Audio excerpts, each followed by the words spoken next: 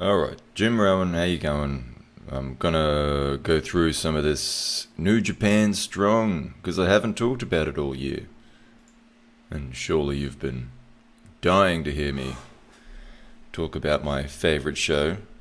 If you haven't listened to the last episode, or like kind of the first episodes I was doing when I was covering a range of wrestling just week to week, and chances are you haven't because no one did. Uh, if you did listen to that, that was me going through. I would basically start every podcast with what I thought of New Japan Strong, and I don't know why I watched it actually. Um, it's it's a really basic show.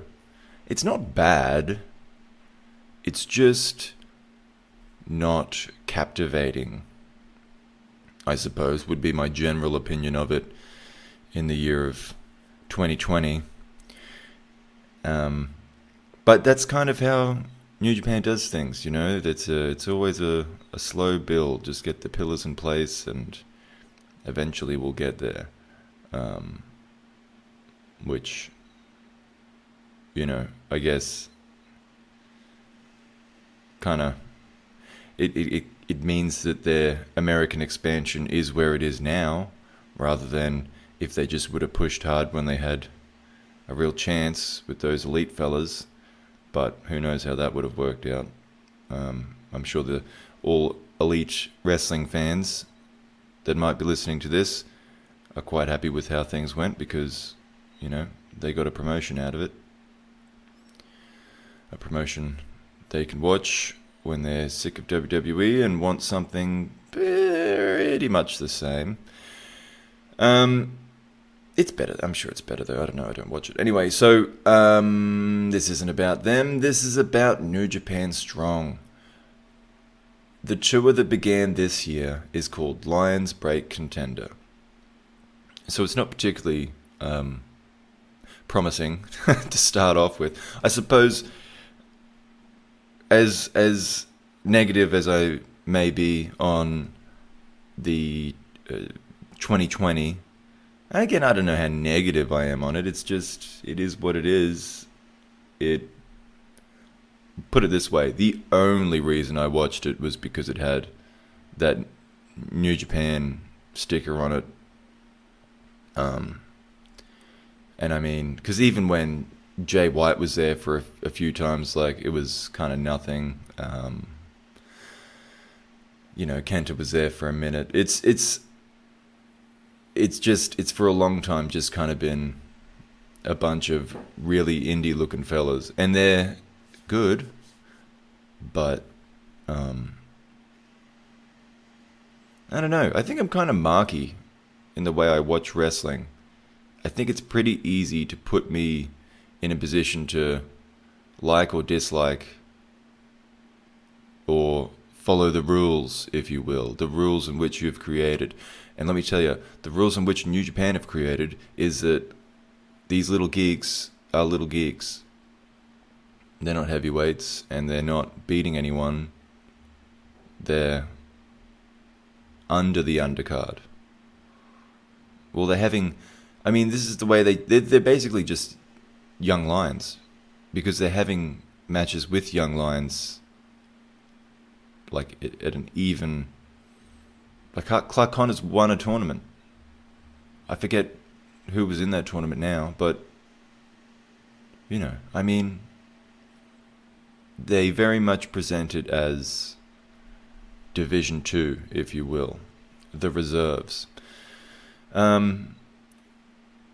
So, but the roster is growing. Very much in size, actually, not just in numbers, because they've got Kratos, they've got Brody, they've added some heavyweights, and Lawler's one of them too. There's he's not a big heavyweight, but anyway, just there was a lot of very much cruiserweight guys previously. So with this moving forward, there's these rumors of a TV deal.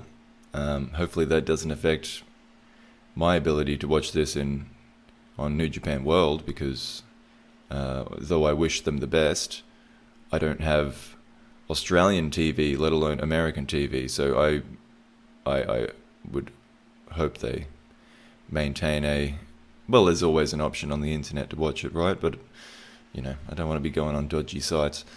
But yeah, no, I wish them the best with that, and hopefully, when there's some money coming in, they will therefore invest a little more in it. And, I don't think it would take that much more for them to be competing with, not WWE, but maybe AEW. Like, I don't think they'd be there really quickly, but I mean, AEW has some stars, but it's not like they're forging their own audience. It's kind of just the TNA audience, from what I can tell. It's just people that are sick of WWE, or just love wrestling so much that they watch all of it.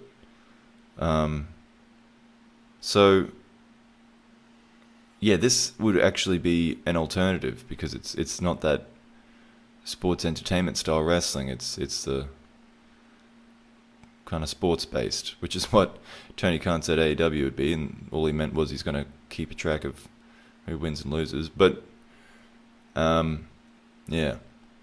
Anyway, look, let's just talk about it. The first one of the year was on the 9th of January. And it starts with Tom Lawler on his couch telling the camera that Rust Taylor has been cut from Team Filthy after losing to Jeff Cobb in what he called a white belt performance. So that's a really new faction there, or the faction that said they weren't a faction. And already they cut Taylor, which I kind of like. It's cutthroat. It's you made a fool of us. You lost to. I mean, losing to Jeff Cobb's not that bad. He's one of the guys that would be one of the stars on this show, I imagine. Actually, that's interesting. Before we get into it, let's.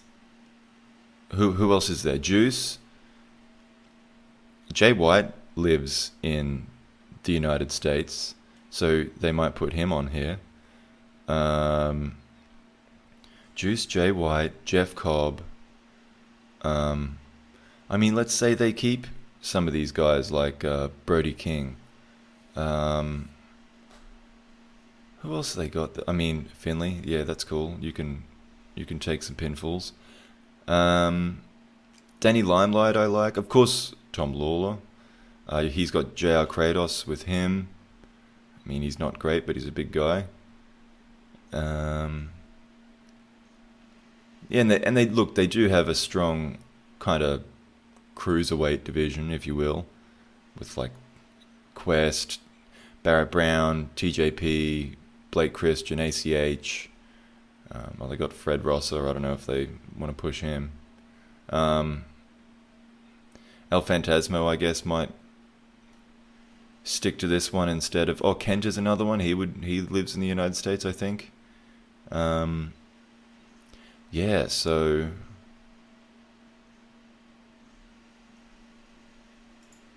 And then, of course, that can be the excursion for, the likes of Tsuji and Uemura and whatnot, despite Tsuji wanting to go to Mexico. But I guess I'm just saying, already, just without spending any extra money, they have a roster there that you can do something with. I mean, would it stand up to AEW, for example, in terms of star power? No. But Ring of Honor?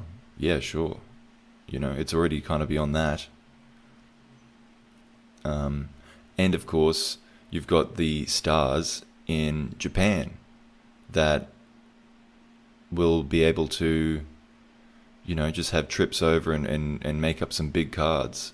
So if they were just to do that every quarter, 4 big USA pay-per-views a year, or events, whatever, and you ship in Okada, Tanahashi, Naito, maybe even not that much star power, maybe even just a couple others, and just sprinkle them through the card.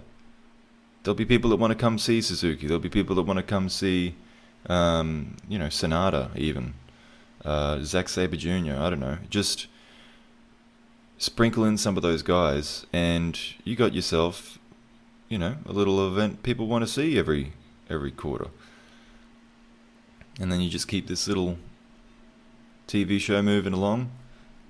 Yeah, could be all right. And I guess, we'll see if it's all right, because I'm going to watch it anyway. So, anyway, going back to it. So, Team Filthy has just cut Rust Taylor for his white belt performance. The first match on the 9th of January, New Japan Strong. First of the year, 2021. Oh, you know what? I didn't do a weather check. Oh, jeez. Everyone's been on the edge of their seat thinking, is he going to talk about the weather? It's, pretty nice. Pretty nice. Sunny, few clouds, but blue skies. It's also Australia Day, by the way, 26th of January, though that's a controversial subject in this country at the moment, because it's not taking our Indigenous folk into consideration when we celebrate on this day, but let's not get political on here. I don't have much to say about it anyway. Move it, I don't care, whatever. Just want a day off. I'm really that simple. Kevin Knight versus Clark Connors. Active mat wrestling to begin with. Turns out to be a fairly even contest, and this is what I'm talking about. Kevin Knight is a brand new dojo entrant, and Clark Connors is like king of the white belts. He's top of that class. So it's I don't know. I mean, I get it. They want to make Kevin Knight look good, but and he does, by the way. I think the first time I saw him was at the end of last year. He had a tag match, and Hikuleo was in it. I remember that. Oof. Anyway, but Connors does get the win here. He hits a gut-busting spear. He flips the newcomer over straight into the crab, and wins by submission. And then Clark offered his hand after the match for a handshake, but Kevin knocks it away and exits dramatically. And backstage at the promo, Connors simply says, "Welcome to the dojo." The next match, see, look, this is some good talent here. The DKC versus Rocky Romero. Now, I've been hearing about Rocky Romero. I've been hearing rumors that he's very strongly involved in putting these shows together. Other rumors, me's is hearings.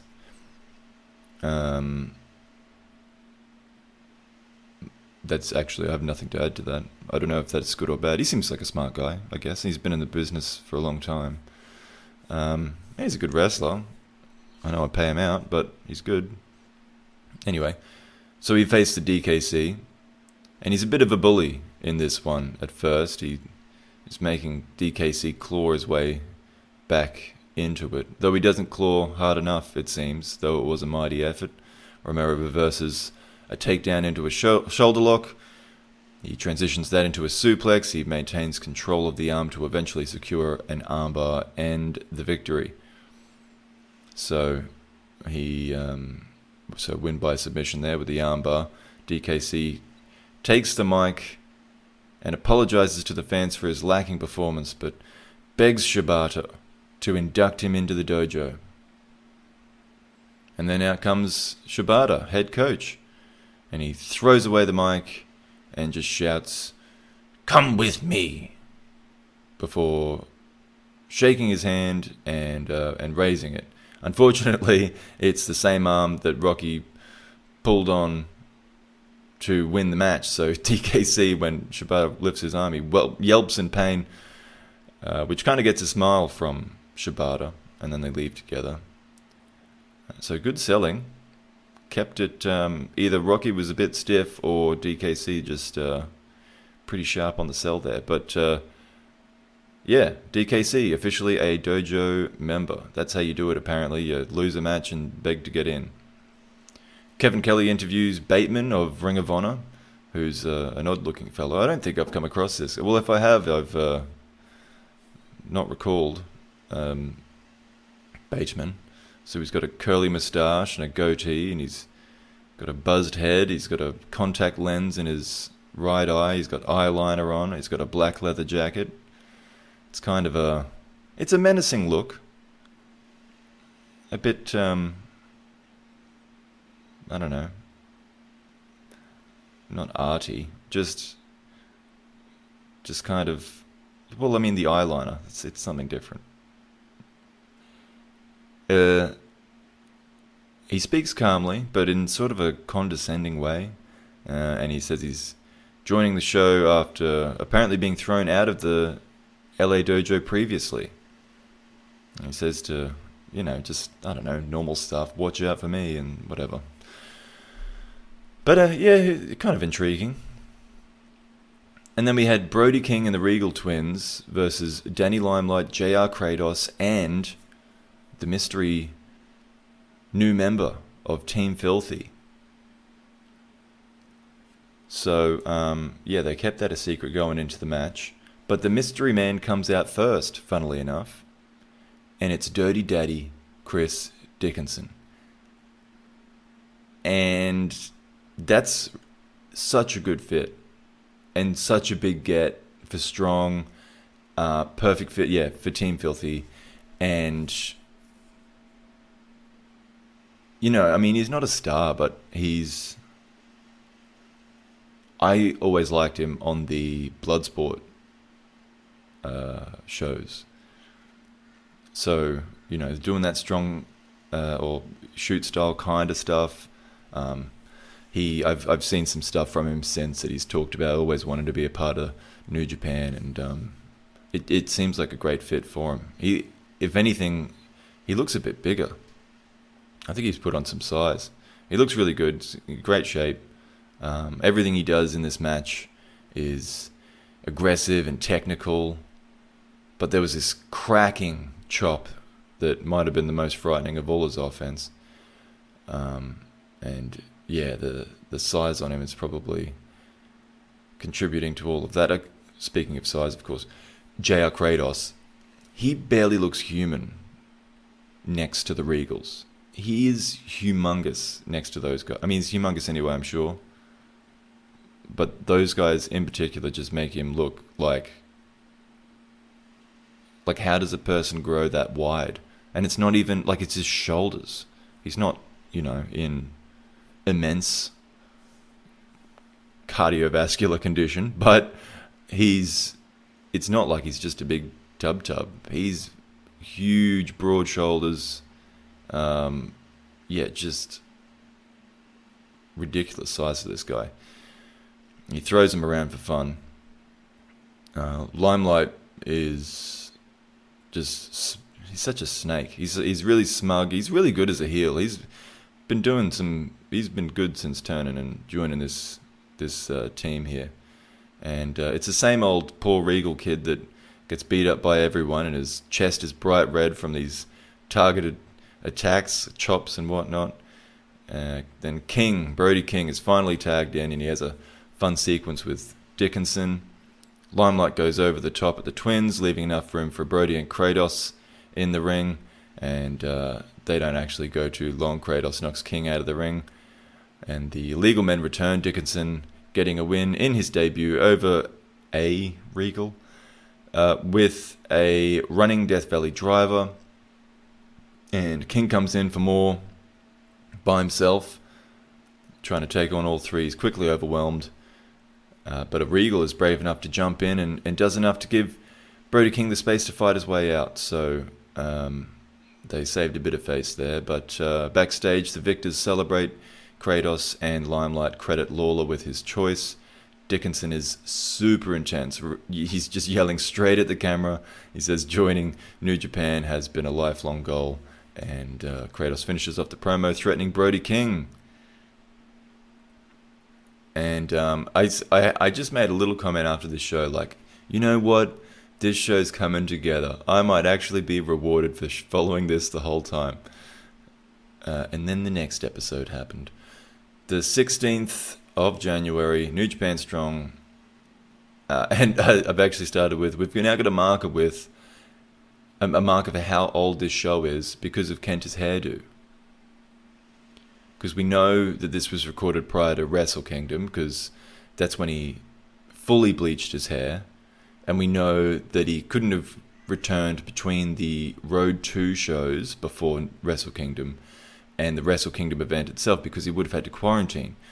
And then also due to quarantine, we know that he must have been in Japan at least 2 weeks prior to his first appearance on those Road 2 shows, which was the 21st of December, meaning he arrived in Japan no later than the 6th of December. So it's fair, therefore, to assume that these tapings happened at least 6 weeks ago. But it could be more.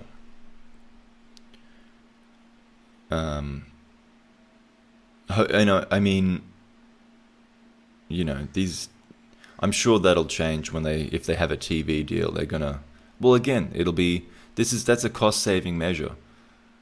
If they're doing TV, I don't mind if it's, tape every second week or something. I can stay away from spoilers. That's not a problem. I'd prefer it to be live, but whatever. I don't watch it live generally, especially American stuff. It's on in the middle of the day. I like New Japan because it's on at a normal time. I'm an hour ahead of Japan, so it works great. But yeah, well, we'll see what happens, if anything happens. The first match was Barrett Brown versus Mysterioso, and Brown's doing more lucha moves than his Mexican opponent. He does a senton from the top turnbuckle and lands badly on Mysterioso's knees. Brown comes off the top again, this time under the power of Mysterioso with an inverted superplex, and that earns the big veteran the victory. Mysterioso, he says after the match that he will be making waves in New Japan in 2021. Fred Rosser is interviewed by Kevin Kelly, the former being very complimentary of the latter, explaining how his commentary makes him look good. Or makes him sound good, should he have said? Whatever. Rosser says his fans have been telling him his moves look real. Nice kayfabe in Fred. And he speaks some Japanese, poorly but enthusiastically. You know it's bad when I think it sounds poor. I don't know any of it. Adrian Quest versus TJP. It's a TJP match. He does flips and dumb over-the-top submission moves. That's kind of his deal. And he wins his dumb match with a frog splash. And he says after the match, TJP, he's been watching Quest for a long time, and he keeps getting better, but he just isn't quite there yet. And he would keep saying he's getting stronger, but he isn't quite there. It's a really, really not well delivered promo. But it is also on brand for TJP. Flips, dumb submission moves, and bad promos. It's TJP. Hikuleo, Kenta, and El Phantasmo in the main event versus Fred Rosser, ACH, and Blake Christian. Bullet Club fight dirty to isolate ACH, and you're in trouble when Fred Rosser is your big hot tag, and that's what picks the matchup. But Christian and Hikuleo botch, and in fairness, it looks like it was Christian's fault, not Hikuleo's. I'm quick to dump on him. ELP hits a gigantic frog splash from most of the way across the ring on Christian, and then he knocks him out with the loaded boot, and that's the finish. So, backstage, ELP says that they aren't scared of Leo Rush. It was appearing next week, and he calls this a bum hick town. I wonder if he did say Leo Rush is appearing next week, because he didn't. And yeah, I just mentioned after this that I didn't think it was much of an episode, which I think is fair to say. That main event was really nothing, and TJP match, and whatever. Not my style. Anyway, this is the one I watched I think I watched it yesterday. New Japan Strong on the 23rd. So we have a new signature to start the show. I don't know if they've been using this. They probably have been. I just haven't been paying attention for the last couple episodes. But I noticed it on this one. I believed it to be less than average. It just looked very amateurish. But in any case, when I say the new signature, the one after, so they have like the normal one, and then they have Kevin Kelly and Kozlov talk, and then they have the one I'm talking about. There's a new one in between. So, whatever. First match we had here was Kevin Knight and Jordan Clearwater versus Logan and Sterling Regal, the Regal twins. And Kozlov's a broken clock, I feel, because every now and then he'll say something I do think is funny. But he seems to be pretty consistent with that now, that he's just mostly bad, and every now and then happens to say something that catches me. And usually it makes no sense, like this. He says the Regal twins have been a tag team since they were born. I mean, being a team since they were born, I think is fair. Were they tagging each other since they were infants? Trying to steal cookies out of the cookie jar. One of them brings over the chair, tags the other one gets on the chair and reaches the cookie jar. Stuff like that. I think they just would have been a team, but I don't know. It was just funny. He's just being stupid, either on purpose or just by nature. And but this match isn't much. That was kind of my favorite part of it, actually. Actually, no. I tell a lie. I mean, the match only goes for about 5 minutes anyway, but the finish is pretty good. It's like this pendulum DDT on Knight. So the Regal twins team up. One of them hooks a DDT, and then he jumps kind of backwards, leaning into his opponent, so that his brother can pick up his own partner's feet. So one brother has the other one's feet, puts him up on his own shoulders, and then launches him up over the opponent. So the same guy's still got the DDT hooked, gets thrown over the top of his opponent, and then just comes down with the DDT. So it's just like it's a DDT from maximum height, unless he were to be launched into the air. So, like both of them. I've made that confusing. It's just a big DDT. But it was good. I liked it. Good finish. So they pinned Kevin Knight with that one. One of the brothers did. I don't know which. And then backstage, the brothers cut another bad promo. They're good at that. And then we had JR Kratos versus Brody King. And they're all just talking about how it's Godzilla versus King Kong. And they have a short interview before the match. Brody says he understands why he was called out as the biggest guy in the locker room, and he would have done the same. But they just club at each other in the opening stages. Kratos lands a kind of a drop kick, and that puts Brody on his back for, I think, the first time. And then King hits his black hole slam, but he didn't really. He kind of just, the momentum, really just Kratos jumped into him, and then he fell down on his side. He didn't really carry the weight of Kratos at all. But he does, Kratos strings together a couple of slams after that, and he has no trouble picking up Brody. But it's a lariat from Brody King that ends what was a pretty simple match, and it wasn't as physical as I would have liked either. You know, I'm okay with them just clubbing the shit out of each other. I'm okay with the match just being kind of punches or, shoulder barges and stuff like that, as long as they actually hit each other. And I'm like, holy, look at these two big fellas just slapping their meat. That's a bad way to put it. smashing their meat. Maybe I shouldn't use the word meat. Just going hard. What is this? Okay. Okay. I'm Kozlov. This is Kozlov tier commentary. God, he's rubbing off on me. Oh, I just did it again. Oh, jeez. And on Australia Day. Okay, so after the match, Brody says he can hang with anyone in New Japan. Kratos admits King was the better man tonight, but he has suffered losses before and will always come back stronger. And then the main event, if you could call it that, is Bateman, that we talked about earlier with his kooky little promo, versus Ren Narita. And it's kind of exciting with Narita, especially with how fun it is to watch the current young lions.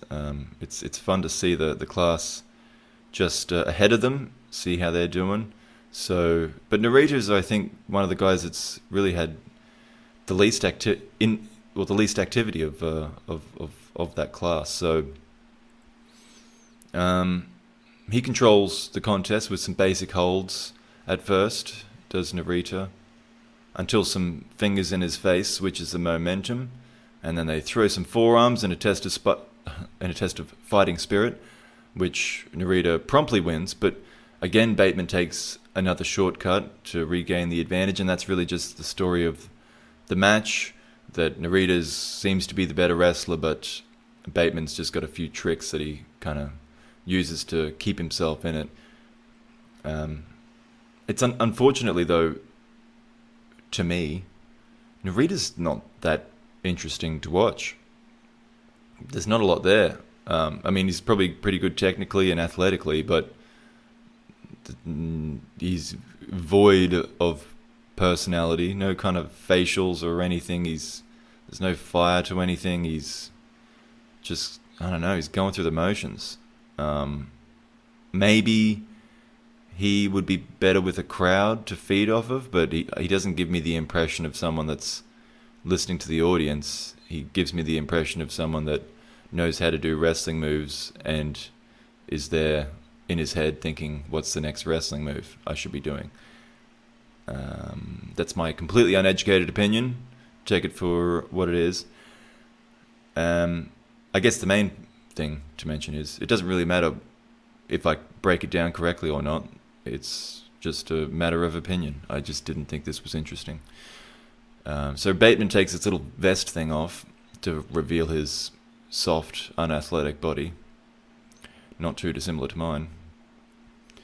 And a lariat from him goes close to beating Narita, and then a unique-looking driver goes even closer. So Bateman sits by Narita in disbelief. It was a pretty cool-looking driver. It was like a scoop slam driver, but off to the side and sit out, I think, by memory. I didn't write it down. It was something like that. And then he takes off his elbow pads, he throws them at Narita's face, and they begin throwing forearms back and forth again. Narita tries a cobra twist, and then he hits a German suplex. That gets a 2 count, and then he goes into the cloverleaf, and that gets the job done for the young man. He beats Bateman, which is a good... I mean, that seems like a big victory. I don't know how strongly Bateman was booked in Ring of Honor, but, you know, he's a big-ish guy for this roster, he is. And he's an interesting promo. He's certainly got an interesting look. So, I don't know, yeah, that seems like a decent victory for Narita. Perhaps an undeserved one. We'll see. Narita says, actually, after the match, that he was not satisfied with this victory. And Bateman says he's not done with New Japan yet. So we'll see more from him. Might become a regular as this thing gets more serious. I can only hope it does. And that's it. So, unfortunately, the first show was the best one, and then I wouldn't say they got worse from there. I think the middle show was the worst one, and then the latest show. So I didn't see anything mentioned about what's going on next week on New Japan Strong, but think it's fair to say I'm not waiting with bated breath. Yeah, but anyway, well look, this was only meant to be a wee podcast, only a little one, just to cover this old favourite of mine. So, next week, we have the... what's that tour they're on? New Beginning. The main New Beginning show is on next Saturday. I'm debating with myself whether I'll do a preview show, because I am painstakingly watching these Road 2 shows. Sorry, I've just given away what I think of them. There's some alright stuff on it. That's the thing though. I'm watching it so that I can break it down for anyone that didn't watch it. Like, I might just glaze over them. Like, this is the stuff that was happening. Let's not necessarily go through all the results. We'll see. Depends how much content I have before the show, I suppose. But that's coming up. And in the historical series... by the way, on that topic, I should mention, thank you to some very, very kind people that received my article on Ogawa versus Hashimoto very well, both on the website and on Reddit, and some very kind words coming my way from that, so thank you very much. I don't know what the next one will be. I've got a bunch of things that are 3/4 finished, so I don't want to be releasing them every couple of days anyway. I'm not going to be able to keep up with that, so I'll look into that for next week. And that kind of aligns with what I was about to say, my historical series on New Japan. So now we've covered the Inoki Izumera just briefly. We've covered the final year of Inokiism, or that transitional year of 2006. And for the next one, what I've got set up is it'll probably be in 2 parts, just because I want to cover it in as much detail as possible. Wrestle Kingdom, well, the first Wrestle Kingdom, it's just Wrestle Kingdom in 2007. So that's all the stuff coming up. That might take a little bit longer. I don't think I'll do that before.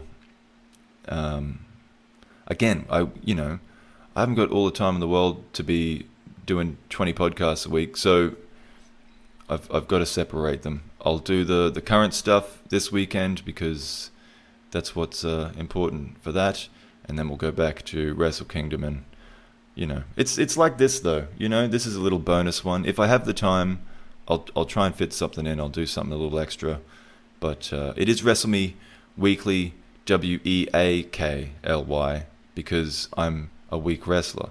It's not weekly as in I'm going to do something every week, although that is my plan, to do something, at least one thing every week, podcast every week. I'm just still, coming to terms with exactly how it's going. I know it's probably good practice to release it at the same time every week, but I don't know if I can do that. So I'll try, but if it means sometimes I release one on a Thursday, and then one on a Tuesday, and then one on a Friday, and then one on a Sunday, and then one on a Saturday, I don't know, that seems alright to me. Listen to it whenever you want. Okay, well that's it. 40 minutes, not bad. Cool. Look out for all of that. Thank you very much for everyone listening. Until next time, have a good one.